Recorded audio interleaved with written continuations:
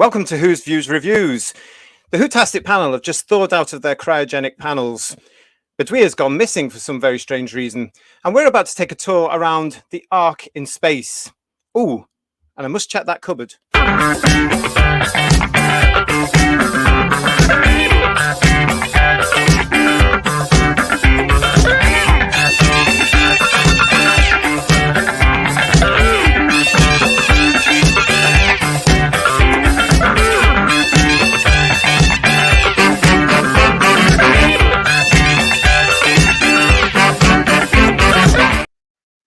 We are with the WHOTASTIC panel. Hello, everybody. Hello. Hello. How are you all? Not bad. How are you? Just thawing out nicely. Yes, I just wanted to make sure that you were all right after the cryogenic stasis there, all unfrozen. Yes. And it is time for our little jaunt around the ARK in space here. But first thing I want to do to get us rocking and rolling is I want to start, if I may, please, everybody, with the man himself. The ARK in Space is Tom Baker's second story. How? I mean, you could, if you were watching this now, you would not tell that this is his second story, would you? Not at all. No. Sorry to jump in so quickly, but it's amazing you mentioned that, because myself and my niece and dearest here, my husband and I, watched this together, and he had to remind me that he had no idea that this is only Tom Baker's second story. Yes. No, surely not. Absolutely, it is unbelievable. So when you watch it, when you see it, if ever the phrase "born to play the part" was needed, it was for this man and this part, and he's hit the ground straight away. Yeah, I mean, you watch the ARK in Space.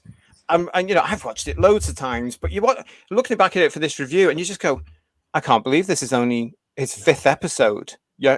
I mean, do you guys get that impression as well? Do you just go, my goodness? Definitely. I mean, he is. I've said before about other actors, but he hit the ground running as the Doctor. As John said, he was born to play the part. He is the Doctor. Tom Baker is the Doctor. There's no, they're one and the same. They're great. But in this story, he really has. With Hinchcliffe really taking over now at this stage, it really feels like his era started now rather than with Robot. Although he was very much the Doctor in Robot, this is the start of his era properly for me, and he's just superb. Yeah, the director Rodney Bennett said Tom Baker's an instinctive actor. You don't know what you're going to get each version, and so you just have to tone him down when necessary. But this point in his career of Doctor Who, this sets the template, I think, for the fourth Doctor for the whole 7 years, because you can see everything you want from peak Tom Baker here. He's very alien, he's very quirky, he's very dominant, he's got humour, he's got the big teeth. He's got a fantastic rapport with Sarah Jane and actually with Harry, with the banter there. He's on top of his material, and I think he's enjoying the script, because we all know Tom Baker when he doesn't like his script. But it was a clever script, it was an adult script, and he just went full whammy on it. And you had the jelly babies, you had the whole mixture, but this man was on top of his material, knew how he was trying to sell it, and got it just right between you're selling it to the kids, but you're selling it to the adults, which Philip Hinchcliffe was more about this time. Do you know the fascinating thing about this story? Just to keep it to this point in particular, and I know we'll explore it in much greater depth coming up. But as I sit and watch this, we're just, as you say, one full story clear of the Pertwee era, and Pertwee at that point had been the most popular Doctor of the three we've seen so far. Yes. Yet, you try imagining watching this story and imagining John Pertwee in it, and you just can't.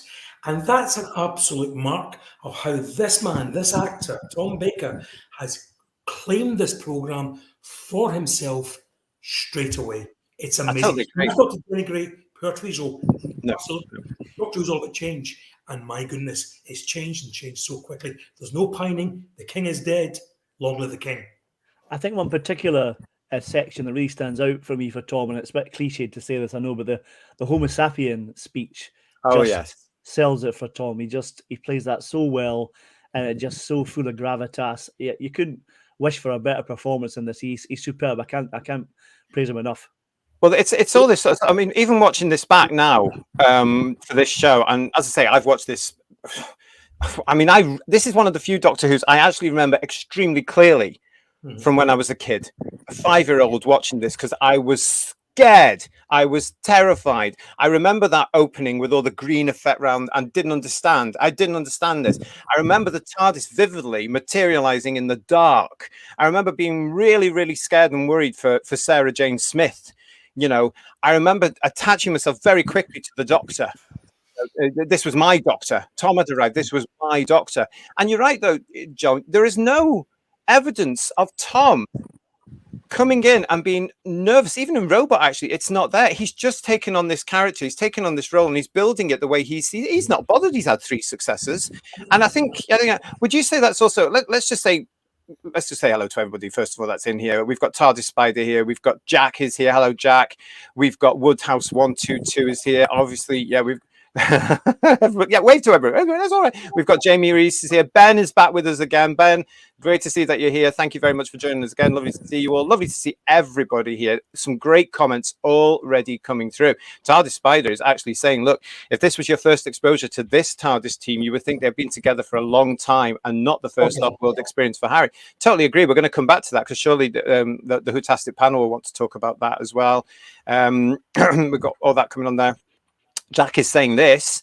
I'll definitely have to rewatch this later tonight. You will. We will put you in the mood to watch this Alien precursor. Oh, yes. We've got Just Jordan. She's back again. Hello. Lovely to see you. Hi, Just Jordan. Just Jordan. Yeah, so, see you back. Let's do all the usual stuff. As you can see on the scroll there, this is Doctor Who, the Ark in Space. It's Philip Hinchcliffe and Robert Holmes's first real go, as Paul and John have said there, of this series, directed by Rodney Bennett. Let's just talk about this. You can actually see, as you hinted about there, Philip Hinchcliffe here taking the reins of the production, and he's changed it, but it's very subtle change, not like what would happen in the modern era where it's just wham, bam, bam, bam, change all the way through. This is a subtle change. It's building on that thing of taking the Doctor back into time and space, but you can feel the difference in the story here because it's even remote. It's very different to its immediate predecessor as well. I mean, there's a lot to be said for Philip here, isn't there, Time Muddler? I thought that there was a lot of things I was looking at that I thought, why did I like this at the time when I was 6? You know, why do I remember so much? You mentioned some of them, but and it carries through this whole 12th season. You know, as a 6-year-old, I was intrigued by the words that were getting thrown past me, you know, Genesis and all the rest I've mentioned before. But in this one, the language showed you that they were pitching to adults, the dads particularly, but the kids were still involved. So if an adult concept went way beyond me regarding, you know, they were talking about repositories, Meditex, dawn timers, the regressives, solar stacks, genetic pools, proper language. I mean, as a 6-year-old, you need to read the target book later to have a go at it. So that was going past my head, but it seemed very serious. However, for the kids, so you've got the dads now because it's a proper, as Philip Hinchcliffe said, he wanted a proper science fiction concept, not fantasy. And so we had a couple there regarding, you know, how the future could be and you know, sleeper cells of the human race. But I remember little touches like the use of the jelly babies was cleverly done for kids because he said it would be immoral if human beings are eaten like jelly babies. Now a kid would get that one and get that whole idea of injection and everything.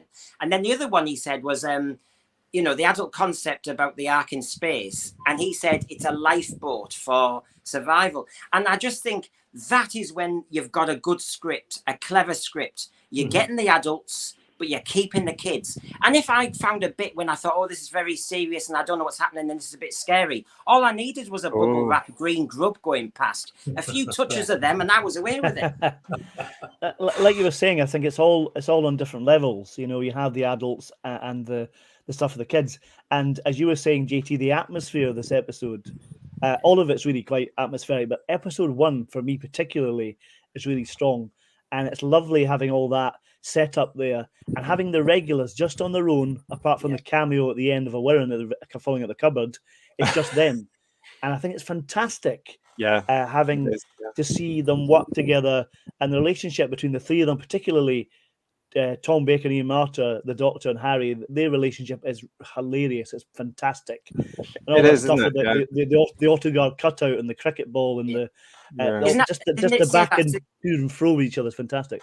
Didn't they Yeah. say that this is at the point you've made there, Paul? This is only the second time since Edge of Destruction where you had just the three characters, and since you're establishing a TARDIS crew after the Pertwee unit era, it's a clever idea just to focus us It's on beautiful. those three. Yeah, It's very well done. And not only are they establishing the three of those, I actually think that given the fact that this is the first time that Philip Hinchcliffe and Robert Holmes are left to their own devices, that Barry Letts and Terence Sticks and the legacy have been put to one side for the story, this is very much a mission statement for what's to come. They put their stamp very firmly on this, and when we look in hindsight, we can see that quite clearly about how their Doctor Who is going to be different from what came before. And it's not just because Hinchcliffe talks in the making of documentary about how it's going to be less, it's going to be more off-world, less Earth invasions and stuff like that. But it's more than that. Paul is quite right. This is, and Brendan's so right. This is very much an adult take on what Doctor Who can be, but without alienating the children. It's just expertly done and tightly. That first episode has all the hallmarks of a very much a mini play for today. Absolutely. Yeah. It's just so wonderfully written. Yes. Because it sets out the stall of the story, but at the same time allows the character of Harry Sullivan to play out and the relationship he's going to have with the Doctor. And Sarah goes into the background a little bit too. That episode 1 is a masterclass in how to build tension, build character, and set your marker down for what your Doctor Who is going to look like. And then before we know it, we'll get to this later on, and hopefully we can talk about atmosphere, because the atmosphere in this story is almost tangible. But I want to take you up on that point, and also about what you're saying there, because I totally agree. But the thing about this, the atmosphere hits from that first episode. Now, yes. I was 5 when this came out. As I say, I remember this vividly because I was scared, and you always remember the things that scared you in life. And I was scared. This was, for me, this was dark, you know, because it all starts with that, and you know something's going on as a 5-year-old because there's being this green thing. But what does that mean? You don't, and you know, you're not quite piecing things together. But you also start to get a little bit frightened because your 3 main characters. Now, they are 3 main characters here. This may be growing into Tom's show, but here he's part of a team. Now, this doesn't really happen in the future, in my opinion. Tom becomes the main star, but here you've got 3 stars because he's right at the very beginning. Do you get what I'm saying here? Yes. And what we've got is we've got the lovely Liz Sladen, we've got Ian Marter very much up there with him, you know. And that first episode where it's just the 3 of them establishing that relationship, hitting the ground running, getting on with the fact that, hang on a minute, this is a new version of the show. It comes through very much, but it ties in what you're saying there, John, about the atmosphere to the piece. I think that's kept through all the way through the thought, and that doesn't actually happen with a lot of Doctor Who's, let's face it. But here it is, that suspense, that mystery, that danger, that threat is there right from episode 1. And because you've had that episode with the 3 main characters, you're with them all the way through. And that's the wonderful thing, because this is a director who's on point with the production team, and nowadays they call it tone meetings, but they all know exactly what the mission statement is with this story, and it begins and ends with atmosphere, because it essentially all takes place in 1 or 2 sets. Yes, it does. Yeah, not much in the way of the one until later on. This is very much a story about people being possessed, and the lack of control as that possession takes. First of all, talking about individual possession, and then generally the whole possession of the human race, if at all possible. But the director is very much on point with the producer and the writer, Robert Holmes, in this.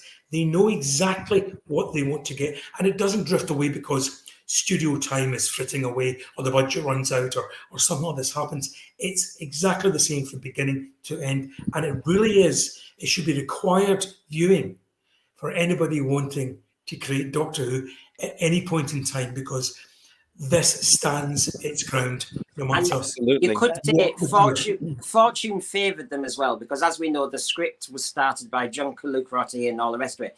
But it was, and you shouldn't have your script editor, as you know, writing the scripts. But it just fortune fell into their lap. The script editor for this one was Philip Hinchcliffe, freed up Robert Holmes to. I mean, since he's a script editor and they're a tight team and they know what they want as a mission statement, as you were saying. Isn't it handy that their first proper Fourth Doctor story, he could set all the ground rules for the character and the TARDIS team, because Robert Holmes, understanding what he and Philip Hinchcliffe wanted, could have free reign for 4 episodes to actually set that template up. And I think bit of fortune there, but it blooming well worked. If you think about it, a script editor and a producer, if they're that tight, it should be the, you know, one of them writes the first episode, a bit like we have nowadays, I suppose. I think you were saying about tone. I was going to say about tone meeting. You were saying there, John. The set is a great example of a really clever set, but used very cleverly as well, because it's probably only 3 sets, but they've just moved them all around. But it works brilliantly in that claustrophobic atmosphere of the Ark itself. Let's hold that thought for a sec, because I want to come to the set just now in a second. But just Jordan's here saying about the team, they weren't competing; they all complemented each other, and that doesn't often work. Absolutely right, and it comes through, doesn't it, Jordan? Through that first episode, TARDIS Spider, oh bless him, not having Doctor Who as a child in retrospect really sucked. This was the magic of being in Britain, and you had all this first time, and you lived it through a child's eyes. I want to say hello to John. John's joining us here. Hi, John. He said excellent stuff. Harry goes through the whole episode with no shoes on as well, and we have to give a shout out in a few minutes as well. Let's talk about Harry, because yes. Let's talk about Harry there, and we'll come to the set design now, because David is here. David Hammond is here saying Ark in Space is a top 10 story for me. Good. We'll take that as your score on the TARDIS door for later on. Everybody, remind me. The set design was perfect, and the script one of the best. I can't actually say anything about that, because I think he's right. And the script, as we say here, as Agatha Christie would say, it was all done with mirrors, because some of it was. So we're going to go to that infamous part of the set here, where of course Tom is doing this speech that I don't think, and I'm going to say this on camera, no other Doctor can do this speech. Only the 4th Doctor with Tom Baker can say this speech. None of the others can do it. No disrespect, but it's his speech. No one else can perform it. So he's in this. Now look at the sets here. For a 1974 production going out in early 1975, this is bloody amazing. And it must have been seen by audiences at the time as, oh, hang on a minute, this is very different compared to what you were getting previously, you know, where it was just all standing sets based in the unit. But it cleverly, the director's cleverly pitching it. So that first shot you showed, Tom Baker's looking up, so your imagination thinks it's even bigger. Yes, and because so the camera's up here. Yeah. So the point of view shots are really good, because it extends that set. I remember seeing an interview with Philip Hinchcliffe talking about how he wanted to do Doctor Who and trying to work out what's the show's limitations and try to maintain it within the limitations of the budget to try and make it work as best they could. And I think it's a great example of using resources really, really well and making the most of what you've got and not overstretching that. And it works really well. And it could be to do with that wonderful sort of Doctor Who sort of based under siege type idea, which always works really well for me. It's one of my favourite settings for any Doctor who's be claustrophobic and atmospheric. I mean, Roger Murray Leach said that you know that corridor, that fantastic corridor. He said they were at the limits of the camera, another inch, and you'd see it ends. So basically, they were maximising everything. But they were also very clever here, because they reused the sets for Revenge of the Cybermen, which is brilliantly ahead of their time, because that's done willy-nilly a lot of times now, or you get the same standing set in a soap opera that's used for 20, 30, 40, 50 years, you know. But that is so brilliant, because all you had to do was a lick of paint to make it look like an earlier point. But it's all established in this episode. I mean, these people were genuinely extremely clever. Let's talk about... Philip Hinchcliffe described this set as having movie totally on a shoestring, you know, so it must have been a complete surprise. It was for me watching it. I was a whatever. I was that age when I watched this too, and being absolutely blown away. And ignore him. Being absolutely blown away by this, even as a child. But I'd never seen anything quite like this in Doctor Who before. So, absolute credit to the designer and absolute credit to the producer for allowing him to do it. I think Roger Murray Leach had to apply for special permission because the set was so high and so near to the gallery lights. Sorry, Paul, if I'm poking you in the shoulder there, but so near to the gallery lights that they had to apply for special permission. But in those days, Doctor Who was still seen as a prestige BBC production by the upper echelons of the BBC, and they bought into all of that. So bully for them too. Well, absolutely. And that was the other thing as well. I mean, I have to be honest, guys, and everybody watching us, Who viewers, I still get the chills when I watch the ARK in Space, and I love that. I love the fact that I get the same feeling that was established when I was 5. Now I'm getting when I'm, 50 something. I love the fact that that is still there. And just Jordan is saying that she watched this a number of years later, at about 516 years old, and remember finding this really quite creepy. And it is still today. I reckon you could still show this to the kids today with all their technology and all their gadgets, and it would scare the bejesus out of them. But the simple reason being, it's a good story, and it's on that verge of horror because it's filmed correctly, it's lit correctly, it's produced correctly, it's acted beautifully, and it just looks fantastic. Let's just say hello to Pete. Pete's just joined us. He's saying hi to all the WHOTASTIC panel. Hi, nice Peter. to see you. Hello, Peter. Let's talk about we've got to appreciate the companions here as well. So let's start with Ian Marter as Harry. Let's appreciate Harry, because this is his first proper story, as I would call it, because he's faffing around a lot in Robot, isn't he? This is his first journey in the TARDIS. And even though he faffs around at the very, very beginning a lot with all the stuff of, by Jove, and goodness me, and where are we? And you could sell that thing, Doctor, and get a few bobbies there, and all that sort of stuff. It's played brilliantly, but Harry does tend to get over it very, very quickly, I think, through the first episode. What do you guys think? I think Ian Marter, Harry, is a very underrated character, and I love him to bits. I think he's superb in this, and I wish he would stayed longer. Having said that, if he stayed longer, you wouldn't get Tom and Liz together as much, but he is fantastic in this. I'm really glad that he didn't have to do all the action stuff and help Mr. Page out of a chair and into the TARDIS and out the TARDIS, all that kind of stuff. He's got more to do, as a character, and he plays it slightly cliche, but he plays it so well. And the relationship between him and the Doctor is so funny, and that carries on right through the season. And his relationship with Sarah is great as well. And both Liz Sladen and Ian Marter work so well together in this, and they really complement each other. They do. I mean, it helps that Harry, not Ian, but Harry, is given some marvelous dialogue here, the old girl stuff, because he's a proper English gent, isn't he? From a time long gone now. You would have recognized this guy at the time, and they've all disappeared. They've more or less died out, all these old girls. Unlike TARDIS teams now, where they're trying to do this stupid fam cozy up routine, they play it for real. They do argue with each other. They get on each other's wick. She said she'd spit in his eye if he said "old girl" again. I love that. That was right on point. But we can be adult enough to know they still get on with each other. They adore each other. I love that bit when he offers her some brandy. She goes, "Oh, I hate brandy." Yeah, and in part one, when he'd accidentally opened the door that got Sarah trapped, that Tom Baker's face when he's going, which switch, you prat. And, I'm having none of this. So it was never cozy. And that's what I liked. I agree with Paul. I loved seeing Harry and the Doctor together. It happens. I love the bit in Revenge of the Cybermen when he just slags him off. Sullivan's an imbecile.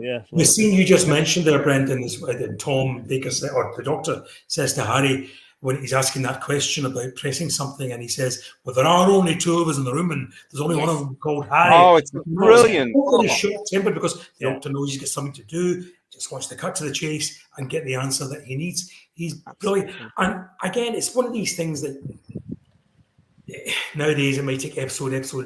Sometimes it doesn't happen at all. They're doing it straight away. They're a team that mesh together because they're a team of professional actors who know exactly what they're doing. They've got a production team behind them who are scripting lines and scenes accordingly and giving them a chance to breathe without any of this, I know you don't like the soap opera stuff, JT. So without any of that sort of stuff, it's just Yeah. proper dialogue, and the drama comes from the clashes they need to have within the set pieces, within the drama. And If it's there's What's any- been established here between Harry and Sarah is a big brother and little sister relationship, Yes. and you can see that evolving because there's no these hint of two romance adore at all. each other. No, Yeah. no.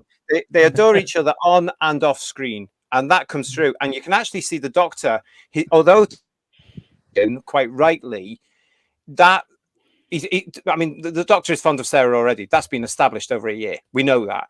But he's gradually through this story. I mean, that you mentioned one beautiful line there, but there's that other one, is it? You're beginning to think, Yeah. and it's all down to me. You can't take any credit. I love that. And Harry's just like, yeah, right. Harry's got See, the measure of that's- the Doctor already.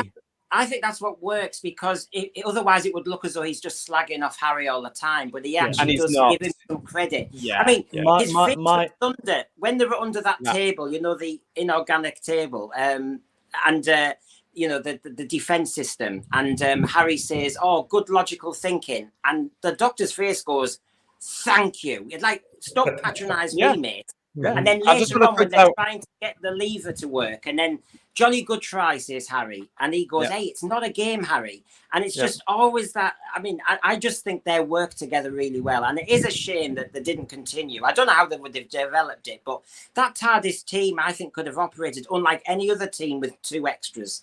Let me just point out what John's saying here as well, because I like this. Harry quotes, fancy your sex being top of the totem pole. Fantastic back and forth between him and Sarah, Yeah. because he knows that's going to slightly wind her up as well. So that's what I mean. And Peter here is saying an action man, John the Measurer kind of is Harry. Absolutely. Josh Jordan is also saying here, no friendships are perfect, and this highlights it perfectly. Yes, because they don't fall out at all like later TARDIS teams from the 80s up to the current day. This lot genuinely have bonded, and they've bonded very quickly. As soon as Harry gets over the fact he's now way in the future, he just accepts it. But And that's great. It's not the 80s TARDIS team arguing and criticising and No. slagging off. I think it's just more subtly and delicately done. You know they like each other, but they're in a tense situation. So can you not prat around for a minute, please? Or can you be as accurate as possible? And I totally get it. They are friends. The dialogue very much in so. this, the dialogue in this is superb. Some really good lines. You can see from my little quote here. I have to mention this. It's got my favourite line of all Doctor Who. Vira said to the Doctor, "Are you medtex?" And he says, "My doctor's purely honorary, and Harry here is only qualified to work on sailors." That's my favourite line. That was a big giggle in our house. That's what Benedict's bed does. They'll probably edit that today as well. Let's just talk about the third member of the team. Of course, the beautiful and much missed Elizabeth Sladen as Sarah Jane Smith. Now, you would think that her being an original cast member, if you like, from the year before, it might be difficult for her to take to these new starts coming in.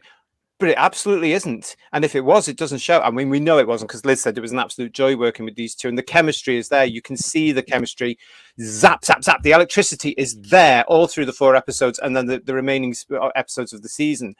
But again, with Sarah here, I mean, it's just wonderful. And as the wee boy of 5, again, I was horrified by this. Sarah got trapped in the machinery, as the Doctor says. I'm absolutely cacking myself over that. I'm thinking she's going to be gone for such a long time. Yes. Yeah. Well, how wonderful was that to put your main character that you've known for a little while into a situation where you're thinking, how are they going to get out? You know, what's happening to? I was so I genuinely remember the feeling of concern. You know, that whole scene. In a way, Elizabeth Sladen does a great deal to do in the first episode.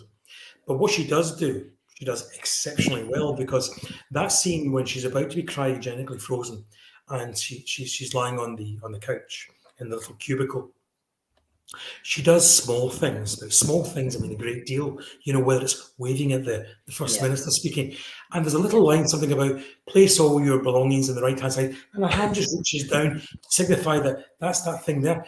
Now, that's an actor who knows their craft, because they're just acting it out the way you would. And then when it suddenly dawns on her there's something serious about to happen to her, she struggles. She struggles to sit up. She struggles, just as you would do, to break free of this. Discovers that she can and sinks back into the chair again. That's absolutely beautifully acted. Now, I don't know how much the script directed her towards that, much Rodney Bennett, but when you look at the totality of Liz's work in Doctor Who, you can absolutely see, no, there was an actor who knew exactly what they were doing and how sometimes to make the most of what was very little there. And I thought, linking back to something you said, Justin, at the beginning of this, talking about Sarah Jane, I think Elizabeth Sligman have seen this changing cast as an opportunity because Pertwee played it as Mother Hen. Yes. And she was always going to play not the same role, but a similar role to what had come before. With Baker and with Ian Marta, there were going to be new opportunities for this character.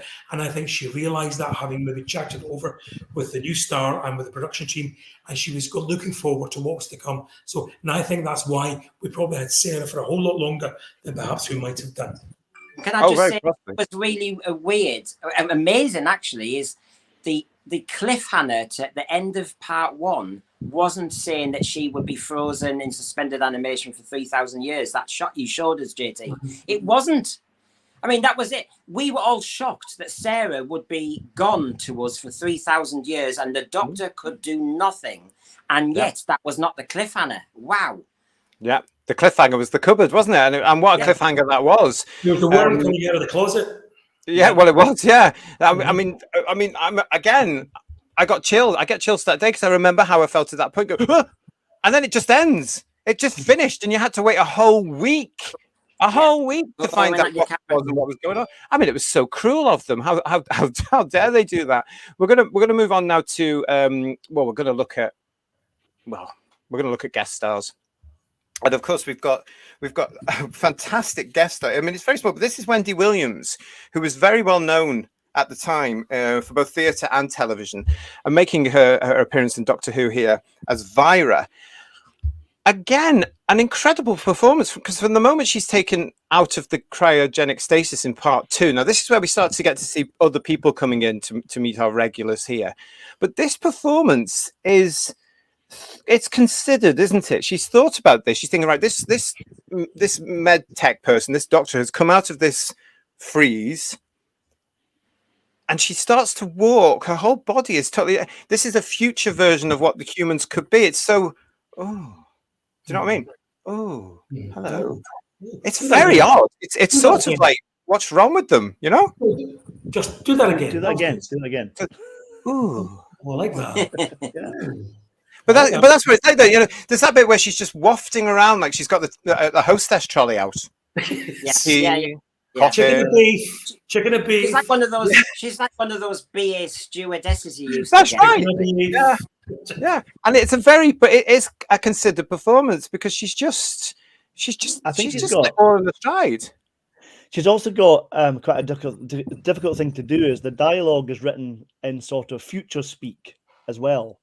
And she delivers that really, really well. It could be with a lesser actor a bit more clunkily delivered, but she delivers it really well. All the kind of like futuristic dialogue, or could they speak differently between the Doctor and Harry and the crew, don't they? They have the different kind of language a little bit in terms of how things are phrased, if you know what I mean. Wendy Williams said that she spoke to Anna Massey, the famous 70s actress, about how she should play this. She says, I'm playing in Doctor Who a person with an IQ of 300. She says, and Anna Massey told her to play it as if you had straw coming out of your ears, almost like a bit of there are some people who are so bright that they have absolutely no empathy for human beings, and she's absolutely spot on with that, because we will have met people in our lives who are so brainy, but they have no other skills whatsoever, no other people skills, no other social skills, and Wendy plays it that way. So. But ultimately, her humanity wins out because she realizes she has to believe in the Doctor, and gets it eventually because she has heartache, and she does that which is in a look in her face when Noah, who she has been pair bonded with, as they describe it, ultimately loses his life. She plays that throughout. Nothing in the script, but she plays that as someone who's lost someone very dear to her. Excellent. Well, I think John and Jamie here are hitting it now. John's saying he loves the arrogance of the humans once they are out of stasis. And then Jamie says, yes, they have an air of superiority. And then Jamie's also saying it's because he's the chosen ones. But the Doctor actually mentions in part of the script that by that point, humanity has been put into departments, which is very strange because that's what people are trying to do now with the branding of people. Yeah. You're in that group, you're in that group. I mean, that's debatable as well. That's the right way to do it. But in the ARK in Space, they've all got a function. So, as the Doctor says, Violet is not bothered about the Doctor, Sarah, and Harry because it's not her department. You know, Really and Peter's saying, look, her character is focused at the job at hand. That's the reason why. Yeah, Go on, and Brendan. she just thought you've got the lovely touch at the end when she smiles and laughs, and she thaws throughout, but she's got a very difficult role to show that kind of, well, she's conflicted too because she's got a mission, she's got a particular job, she's got Noah's leadership, and then she's got the surprise of what's going on with the plot. And she's just woken up as well. I found it interesting on all of the human race as a repository, different cultures and everything, all creeds, all collected together. But you see, this I was saying to you the other day, this is when the 1970s script keeps its focus on story and doesn't lecture. That could have gone nasty, that if it was written now, as you well and truly know. But instead, you can make your own mind up. The mums and dads watching can make a point about that if they so wish. I thought it was nice that there were Wendy Williams and Kenton and the crew from the ARK in Space had that aloofness to them because they are elitist to a degree, but we didn't get all that speech either. These are the chosen ones. There's a lot who were left on Earth, let's be honest. And they fried. Yeah. And so, although Rogan's there, he's a bit of a shop steward. He's there, just Rogan, the character of Rogan. He's a bit of a shop steward. He's a bit of a rogue, a character there. He's very forward speaking, isn't he? He's very of the time. Oh, blimey, mate. Once he's faced with the threat of the war and all the rest of it, he says, I should stay downstairs on Earth and took my chances with all the flares. He's a very human. So he's letting us know that while these are the elite, these are people who have been chosen, the human race has been sensible enough to put some characters in there as well. And we've got the good old costumes, that very Space 1999. It's very, yeah. And I was just wondering this the other day when I was rewatching it. How did they get Sarah into that costume then? But that's a different matter. That's something completely different. That's fine. Let's talk about Noah. There is a moment though when Sarah comes out of the cubicle and she's like, "What the hell's been going on?" Who's done this for me? Who's done this? Let's talk about poor old Noah. What do we make about poor old Noah here? Bless him. This, of course, is Kenton Moore playing Noah, the doomed Noah. Oh, my goodness. I mean, again, speaking from when I first watched it as a 5-year-old, you don't trust him from the moment he wakes up, do you? No. He's really, really grouchy when he wakes up. He's very much quite aggressive, isn't he? Yeah. There's actually something, I've got a little interesting fact about Kenton Moore. I was watching season 2, the Blu-ray set, and he's a Roboman in Dark Invasion of Earth, and he's the Roboman at the start of Dark Invasion of Earth who takes his own life at the start. That's Kenton Moore. Oh, there you go. I told you it was sad. Anyway, yeah.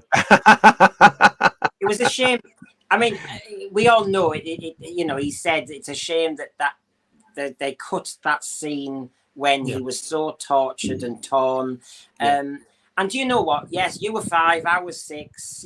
John says he was 9, and it keeps changing. I was anything. but Mind. This had that lovely Seeds of Doom quality to it. I remember as a kid seeing a human being turned into something else, and horrific, absolutely horrific. That's why I tuned in. You were fixated by this horror, and to see Noah gradually lose control of himself and his bubble wrap arm, that was it was hard to watch. He did it very cleverly, I think, as best you can, and the tone of his voice changing and how his demeanor changing. I as a kid watching that and seeing how torn he was, maybe Philip Hinchcliffe and that were right. Well, it was higher up actually, wasn't it? Head of Serials, I think, said that scene had to be cut where because in his brain exploded, didn't it? But Hinchcliffe agreed with them and thought it was a good thing to do. Enough, that's why the scene finishes quickly. Quite abruptly, At home here, I get my husband, it was very obvious to him that something had happened. He said, "Oh, what occurred there?" It was obvious that you know, that the scene hadn't finished properly or had been cut, and I explained to him what had happened. Yeah. And we had to discuss the fact that it wasn't just a question of that the scene was taken out for the DVD or whatever. It just was taken out and broadcast, no longer exists. Yeah, Would love to have seen it. Oh yeah, Love to have seen that. definitely. Yeah. The chat is very busy this evening. Welcome. You're watching News Visual Reviews, and we're looking at obviously the ARK in Space. Thank you so much for joining us, and it's very busy with all the comments. And they have brought in this, so we're gonna start talking about this because it's a different time, a different part of time and space. But Pete's asking, doesn't Vira have to be pushed out of the way by the Doctor from the Wirren grub at one point? Now, I think, Pete, are you talking about this moment where it's actually the Doctor that's pushed away from the Wirren grub? I think it might be this. So the Doctor's just come out of the bit where he's actually trying to meld with the Wirren to find out its last moments. Is this right, Pete? Is this the bit you're talking about? And then because of that, he's still sort of connected into the Wirren hive mind, if you like, and goes towards the grub. But it's actually Sarah and the others that pull him away from it. So is that what you're probably? Oh yeah, here we go. He said yes, it is. I thought it might be that bit here. Good. I'm pleased about that. We've got that one cleared up. And just like we said, this set the template for the Fourth Doctor. I mean, that whole mind melding thing, Robert Holmes used expertly again in Deadly Assassin with the Matrix, and of course the same rule applied. Don't interrupt him when he's in that situation. It's a clever plot device actually to link your cerebral cortex to animal matter. It's a nice shortcut, and it's cleverly used here. Don't interrupt him, and cleverly used again in Deadly Assassin. I think it's a good trick to use. And again, I love the beautiful bit of script thing when he says about the gypsies and Romans believing the image of the retina contained the last image. Just it's a nice little nod that people will go, oh, is that what that is? You know, they make a scientific fact sort of a bit of folklore. Brilliant. It's still talked about today. Yeah, it's also a good way to tell the story, to see the point of view from the Wirren Queen trying to get access to the sleepers, and it's a great way of showing that part of the backstory. It's really interesting. Yeah. There's more. We're going to come to what the you guys in the chat are talking about in a second. I just want to point out quickly there is another horrific moment. I want to know what you all thought about it, and you in the chat as well. This moment scared the hell out of me. Yeah. Oh yeah, the cliffhanger. That was frightening. I was like, bear in mind I'm still 5. I've tuned in the second week. I'm loving every minute, but that was like, oh my goodness. That's in our head for a week because that was the cliffhanger. Yeah. Well, it absolutely was. But when the VHS came back and that moment came through, I nearly had to go to the loo. You just can't imagine Barry Letts allowing that to go through. So this is there are new folks in charge here. It's all very, very obvious. Absolutely. You know, I think if you flash back to the picture for a second, JT, do you know what I think it does about that image? It's the human teeth mixed in with that. It's a grotesque image. It's just an amalgamation of two shots. But it's this idea. There's the human teeth and the human eye, and the rest of it is Wirren. It just underneath that is a human being, and he's being absorbed. That's really John, keep that picture on. Don't you think that's very revelation of the Daleks? Yes. Oh yeah. With the teeth and the eyes. Everything you're similar. saying, and that was horrific too. It's vestiges of humanity you're seeing there. Yeah. You know, as an alien takes control of that human form. And it's made them more impressive with the fact that it's not makeup, it's actually visual trickery from 1974. That's great. Now, the other thing that was brand new in 1974, which is infamous to this very day, but of course scared a load of us at the time, especially when this thing was running across the floor, was the bubble wrap. Now, I always think it's very, very unfair to judge the bubble wrap by today's standard because it's everywhere. And I know that some people new to the show do this. I really, really, really don't like it when they do it because none of us had seen bubble wrap before. No. And this was really, I want to use the word exotic, if you know what I mean, in a certain way, because this thing was really scary. What was going on here? And I think it looks, yes, we know it's bubble wrap today, but I think it looks really effective. Yeah. I don't think it's a valid excuse. You know, Doctor Who used all manner of household bits and pieces to do that. The visual effects department were well known for it. And yeah, nowadays we can look at that, yeah, that's bubble wrap. If the minute you put it into your head, put it out of your head, because it doesn't matter, because everything that everyone uses for a piece of costume used to be something else, and that's all this is. And it's what Kenton Moore does with it.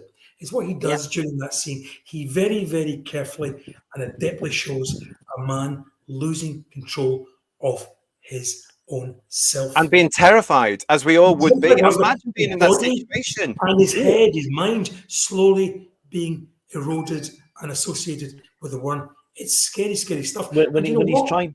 You just don't let the say, right, okay, it's bubble wrap, then move on and enjoy it. It doesn't matter. When Noah's trying to explain what's going on and trying to warn Vira and the crew, that is really quite painful to watch. It's really quite a really sad performance. And I mean that in a positive way, not a critical way. It's a really well played performance by Kenton Moore. And it's a really hard thing to do for any actor to play up to this bubble wrap sock thing he's got. He does really well. Can I just say, since it's all about the ruin hive mind and all the rest of it, my little Doctor Who mind, and since I was 6, the green grub and all the rest of it and how it attacked Noah with the slime, I have to say it was vivid to me, and it took me back to the Green Death. And, did it? Yeah, oh God, yes. I was very aware the green and the Green Death and how it struck you. So when that happened to Noah, I mean, it was over, I suppose, is it 2 years before, when I was 4, and it was even more vivid. And I could see, I thought, oh no, he's in trouble now. And the green, I always think, works in Doctor Who, from Creature from the Pit. That green colour. Green is alien. Oh yeah. Yeah. But what didn't happen in the Green Death was the ARK in Space is brilliant for many, many things. But again, from a kid's point of view, and again, I think it would happen today if you showed this to children today, the evolution of poor old Noah. I mean, this is fantastic stuff. This is 1974 for broadcast in 75. This is gruesome. And you're looking at this and you think, what's happening? What's going on? And because Kenton is playing this beautifully, he's in agony, he's in pain, he's terrified, he's going to shoot everything. But part of his humanity is still there to say, I can't shoot these people. I've got to save these people. But what is he turning into? What is going on? I mean, this is brilliant. This is absolute brilliance here. I love it. I absolutely love this, and I just enjoy every second of it. That previous picture you showed you, JT, of the transformation before the eye came in, it's almost like something like, it looks a bit like John Hurt, the Elephant Man, almost Elephant Man-like quality of makeup. It's superb. Yeah, we've got here Peter saying we don't really see these faults. If you want to call it as kids, we just enjoy. Absolutely, absolutely. Get over it. That's it. Peter's right. Yeah, he's right. And Jamie's saying it's not far from the truth. When this happens in nature with certain wasps, as the doctor explained, you would get absolutely terrified. Jordan saying, I would have watched this first in the mid-90s, and even then it's scary because you get lost in the story. Exactly. You don't see it as just bubble. And I'm delighted you had that experience as well when it was released in the 90s on VHS, because that's what Doctor Who should be about. It should be about the stories bringing you in and taking over your mind for a little while. Woodhouse 122 and Rory there saying we only had a black and white telly in 75, so it looked a lot scarier for me as a 7-year-old. I bet it did, actually. I never even thought about what it would look like in the way Tom Baker sold that whole idea of the larvae, then the pupal stage, and how they would digest you, and how a certain type of wasp embeds its eggs into caterpillar. I mean, God, you were 6 years old or 7 or 5. That was frightening. It really got, it's a simple, frightening idea, that. And when you see it in how it's depicted in Noah changing, again, I compare it to the Seeds of Doom, which I thought equally frightening. I have to say, when he was lying on the bed and they're feeding him and he's tied down. And those two stories and those two characters, as a kid, they stick with me. Frightening to see somebody unable to control. I mean, this is why we're talking about this now, because this is years ago, and we're still appreciating it now. We're still talking about the merits of it because it had that impact on us as young people. And here we are. Gary's saying here. Gary. He's saying, bet Robert Holmes had watched the original The Fly. I bet he did. I bet they watched all that, because a lot of their era for Philip and Robert is based on the Hammer horror get it right, the franchise, isn't it, as we would now know it? Those films about how they could be scared. But it also sets up. Remember, in the 12th season, you know, as a kid, you're watching all 3 of these, and you remember each bit. The fact that the Doctor could not save Noah and reverse it meant that when Elizabeth Sladen is attacked with the venom in Revenge of the Cybermen, you know as a kid he may not be able to save her all the way through, because there were times you thought, no, that Noah's stuffed. That's the end of him. The Doctor can do nothing. The Doctor couldn't save her from the 3,000-year sleep. You know, that lovely grittiness. You've got to remember at this point as well that we haven't actually necessarily seen, as Noah's going through that transformation, he's actually the first Wirrn we see properly. I know we've got the one in the cupboard, but it looks like this. So you don't actually see it properly. And the more I watch this now, the more I think that's probably why they didn't do it, because they wanted you to see the Noah turning into it. So they've got that horrific element there of Noah turning into this great big horrible bug. And these scenes with it, I mean, this is obviously after we've seen what they look like. I mean, that is an incredible piece of work as well. And I mean, the Wirrn were seen once in Doctor Who, and yet you'll still see them around to this very day in fan art, fan pictures, references, all the books. I mean, look at them. Now, I know certain people who were on the production said they were awful and they looked like deranged Muppets and all this sort of stuff.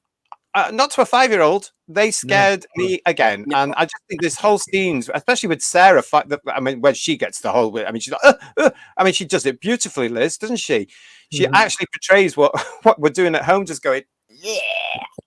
I think Doctor Who's got a great habit of playing on phobias like spiders and creepy crawlies, all that kind of thing. But as a futuristic alien wasps, I think they work really well. They look really convincing.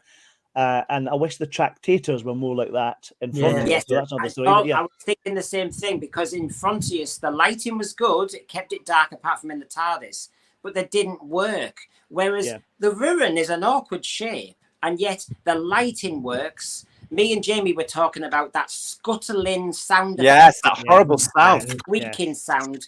And I have to say, the most effective set, I mean, the cryogenics chamber is a very, very well-made set. But to me as a kid, it was a solar stack, that lighting. Oh, yes. The raised platform, the clunking around. Very Doctor Who. Yeah. Oh, yes. It's very Doctor Who. You're right to make the association with the Tractators and the mistakes made with direction there, because unfortunately they allow us to see the lower half of the Tractator, and those although they've masked the feet, there's still very much human feet scuttling away underneath there.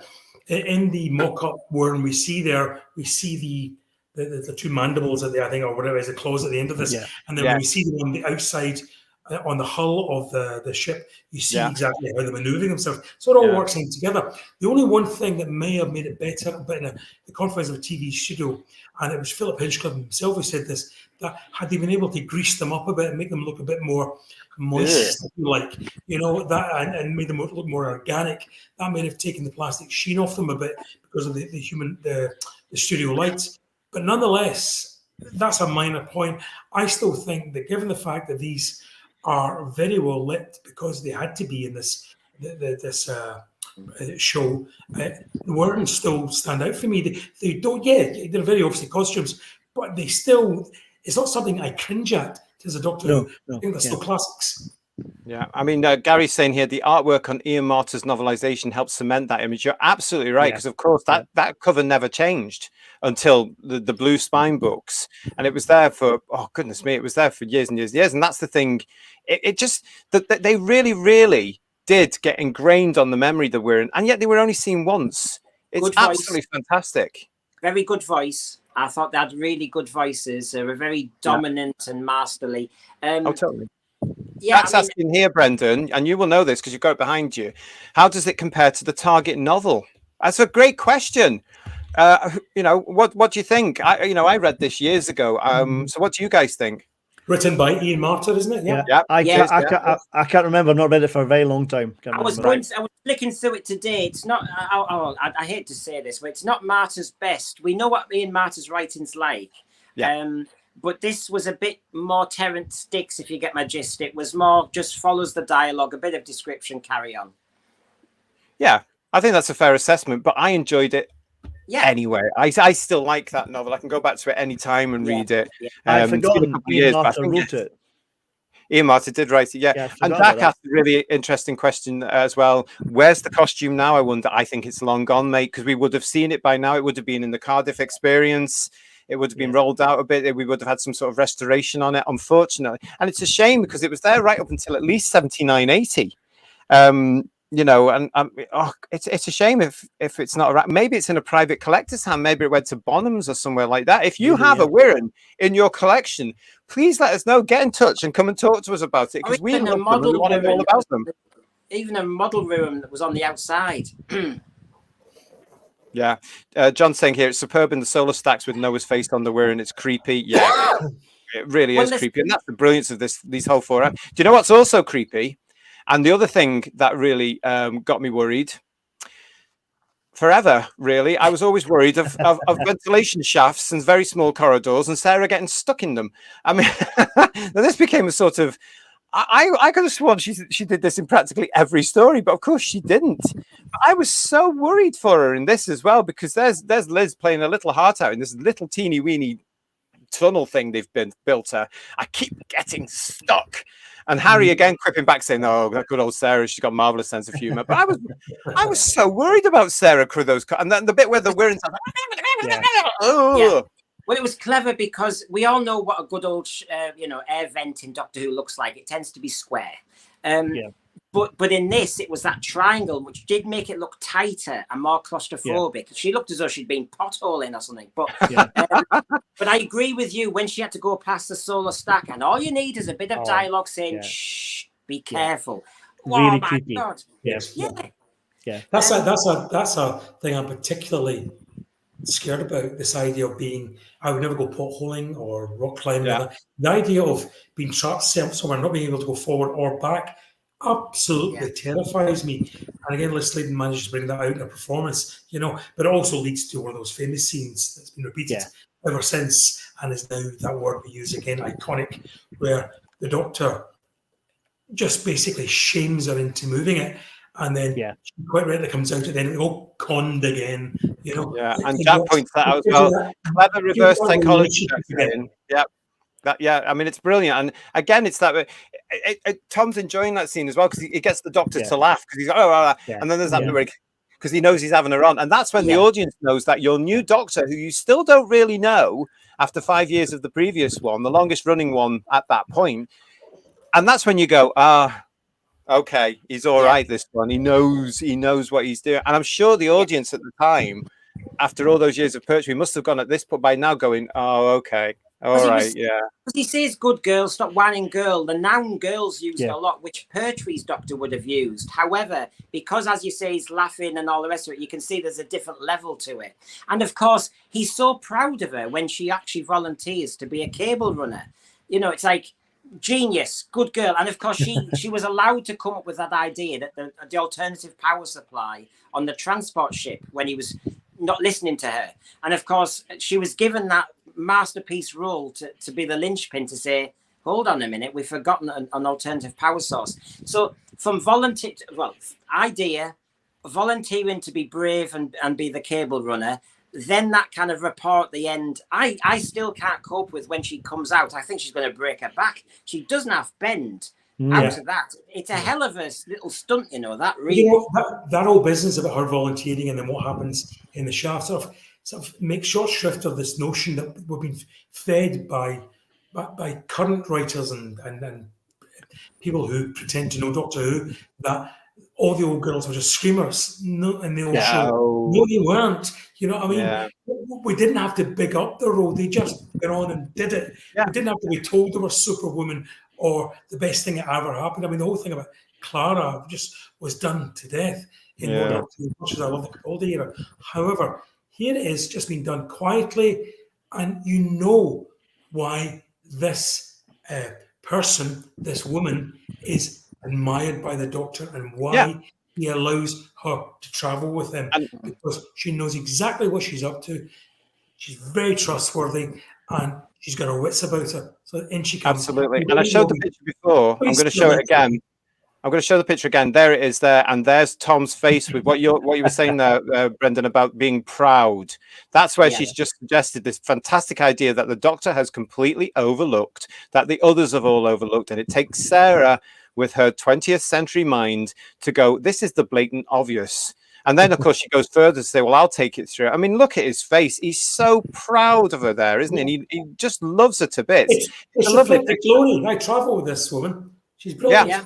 And can I just say one thing we've all said, and I think we could go on for another hour about the tension and the fear factor in this and the atmosphere. Can I just say, it's maybe overlooked that near the end of either part 3 or part 4, when they're trying to come to a resolution, that actually Harry said, the TARDIS is there, we could all go now.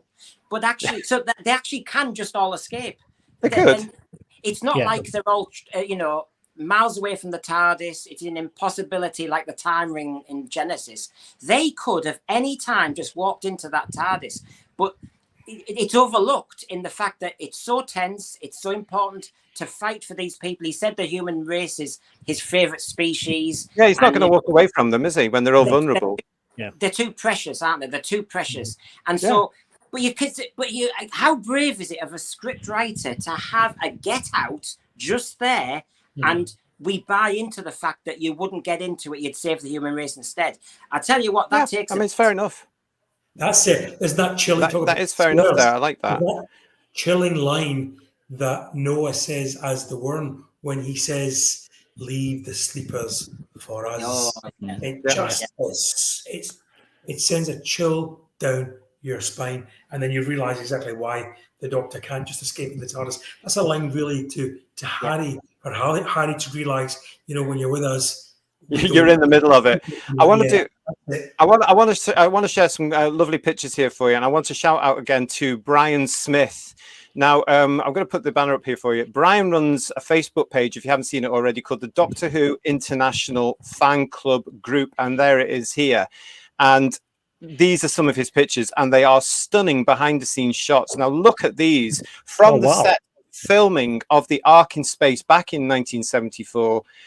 Thank you so much to Brian. If you want to see some more of these gorgeous pictures, please go and like his Facebook page, Doctor Who International Fan Club Group. I'm going to leave it up there for you. But what a unique set of photographs these are of rehearsal shots and setup shots in BBC TV Centre all those years ago. I mean, these are just absolutely stunning. There you can see the microphone boom there. These are blocking and rehearsing. You can see they're all in costume there with the Wirren. There's the feet that you were talking about, John, as well. Of the model. And very nice they are too.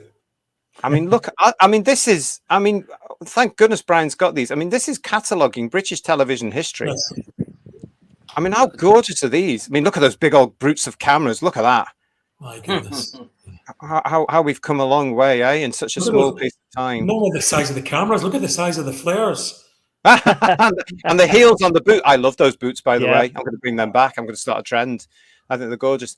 We've got this one here, rehearsal shot there. Aren't they stunning? Look at this. They're great photos. Aren't they just? After all these years, to see new material and new, new viewpoints. Well done, Brian. Thank you for this. And as I say, the information about his Facebook page is down here. But I'm so glad he's let us share these because they are absolutely stunning. That's obviously towards the end, really. There we've got that. And it's a unique look into behind the scenes, isn't it? Really, of this particular era. There's Mr. Baker having a little break there. A little hello. He looks like he's having a ball playing the part there, doesn't he? And as I say, and as we've just been saying, it's still only his second story. Little did he know he's got years of it going here. What do people say about this? Peter was saying there were nice photographs there. TARDIS Spider is saying the Wirren looks so large. Absolutely didn't it? I mean, you can see that in some of the pictures when it was still around, which makes me think it might be in a private collector's hands because they were very big. I don't recall I must have seen them in Blackpool, but I don't recall because I would have been frightened of them. They were in Blackpool, yes. Yeah, I don't recall. I'd like to see some pictures. If anybody's got any pictures of the We're in at Blackpool exhibition, please let us know. And I hated flares. Do you know what? I remember wearing them and not knowing anything different about it. Gary Bryant is saying here, the characters just develop naturally, not like now where the agenda comes before natural human reactions and emotions. Fair enough. How has Brian obtained it? Because he was there. Because he was there. Again, go and look at his Facebook page, Doctor Who International Fan Club Group.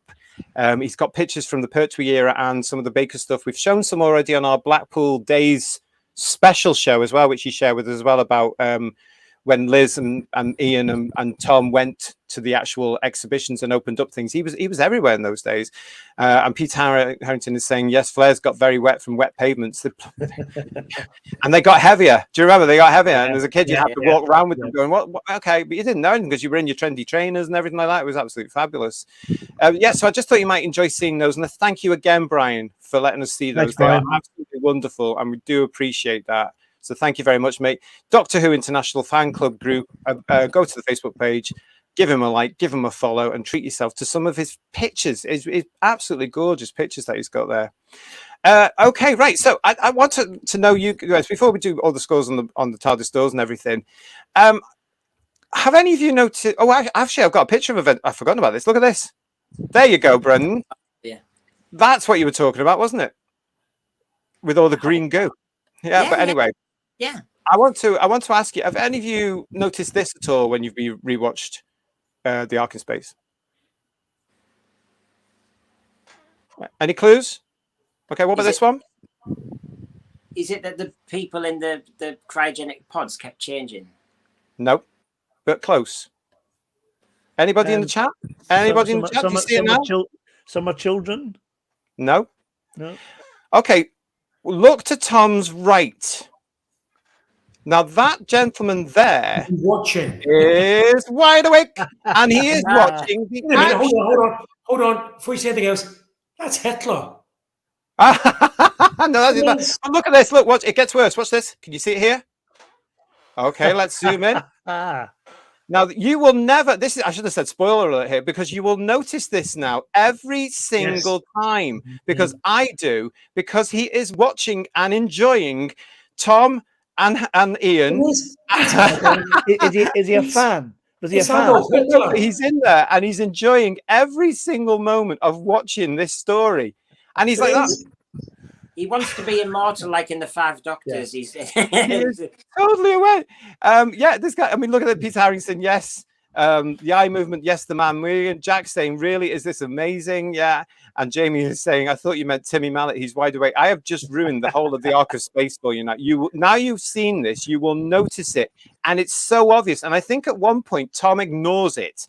Now, how the director managed not to see him and say, right, it must be because of the infamous "got to get it in the can by 10 o'clock" thing. Because you will see this. He's loving every single minute. I'm in Doctor Who and I'm getting to see the new Doctor. Wow, this is a great story. He loves it. Go and watch it back and you will see it now every single time. I'm very sorry to Woodhouse 122. I have just ruined your childhood on that. I can't believe that. Nobody saw Nobody saw it. Well, it's a bit like, do you remember a few weeks ago we mentioned the Tell the Autons plastic mask, but we won't go back to that again. Remember, John? I do indeed, yeah. Yes. We had the good manners not to spoil people's childhoods. I know I should have put a thing on it, but I just can't believe that nobody else. I noticed that on the VHS release, the original VHS release, and it's been with me ever since. And I wanted to share it because I'm a good fan, and I wanted to point it out because I think it is genuinely very funny. I can't believe it's not on bloopers all over the place. Don't they also say that some of the extras are in different positions, different scenes as well? It's not like that's an empty pod and all the rest. Yeah, wherever the camera is, they do come up with the various extras that they move around. And I think this gentleman here might be the one that was in the. I don't know, because I don't know who this is, but I don't know. It might have been him. But you can also tell as well that some of the sleepers are cardboard cutouts. Yeah. And I love that, because back on the old tellies you wouldn't have noticed that, but now with our new high definition Blu-ray 4K holographic blah blah whatever it is, you can actually see it now. But I still think that's them at their best, going, we know how we can get this looking really busy, we just photocopy one of them basically. And I think that's absolutely fantastic. I mean, these things were never meant to be watched 50 years later, were they? It's like the cardboard cutouts of Daleks all over again, isn't it? Yeah. I agree with Peter here. When you watch over and over, you notice many things, but it doesn't really you'll notice it now in that particular scene, but you move on with the story because you just go, ha ha ha. You know, I didn't notice it at the time. That's the other thing. And John's here, yeah, he's moving. Yeah. I just anyway, I just never ever understood why nobody else has seen it. It's all odd, isn't it? It's all odd. So what we've got here is the ARK in Space, of course. Oh, hang on, what's it? One John's saying here, you can imagine that we're opening his pod and he just goes, oh bugger. Brilliant, John. Yeah, you can actually. Oh, damn, he found me. Absolutely fantastic. Okay, so it's time for this one.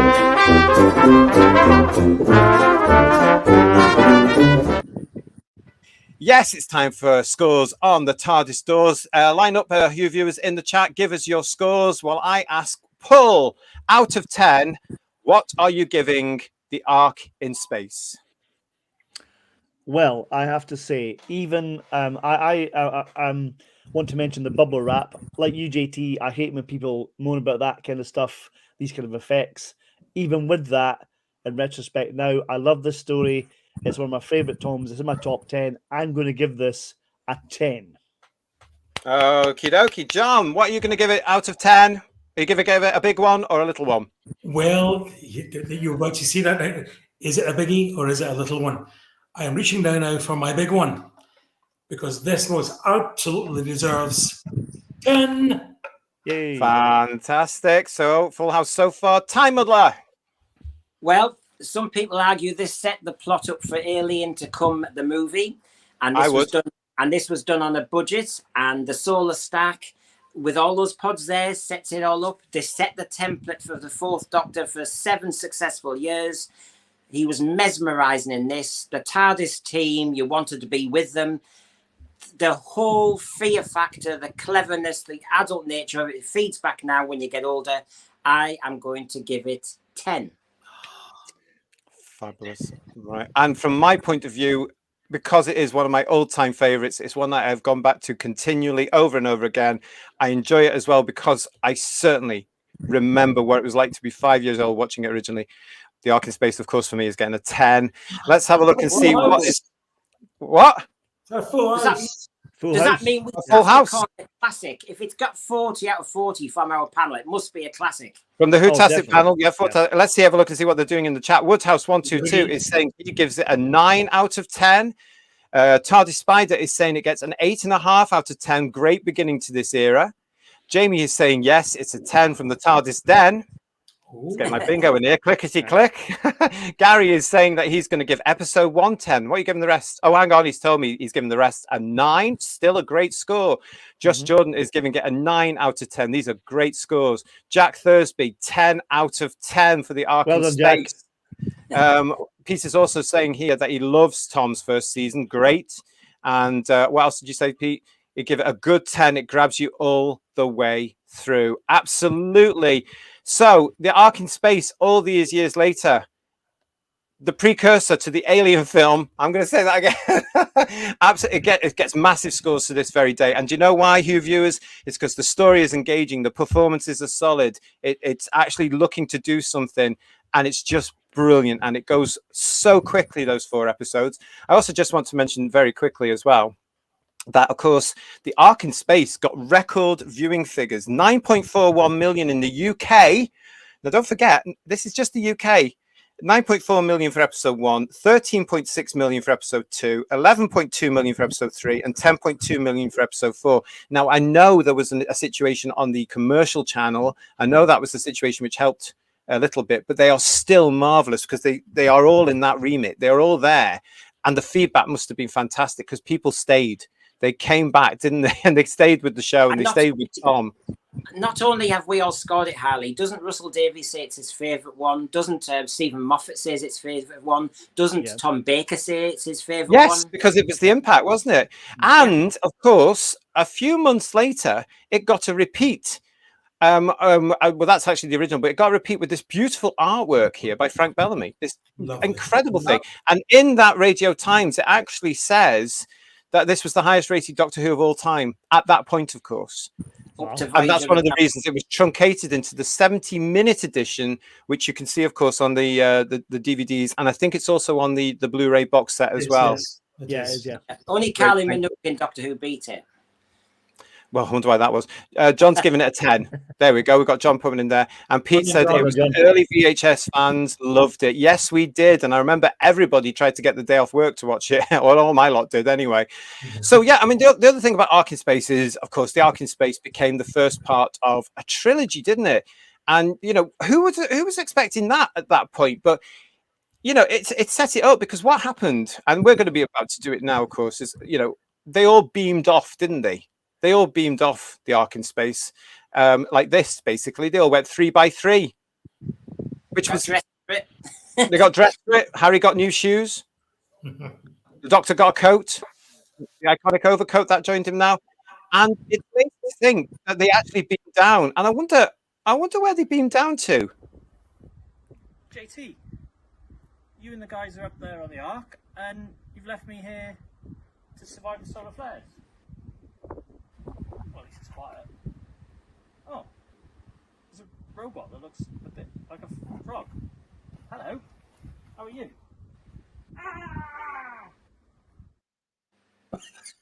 That's where he is.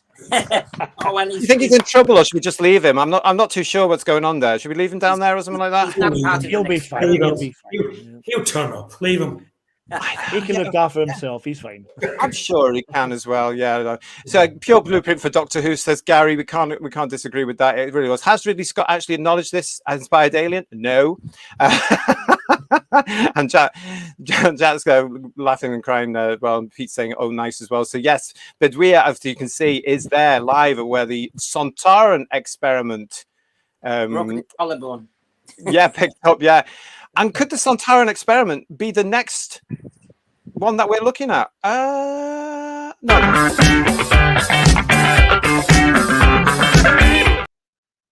No is the answer to that, because coming up next on Who's Views Reviews, we are going straight up in time to 1989 and season 26.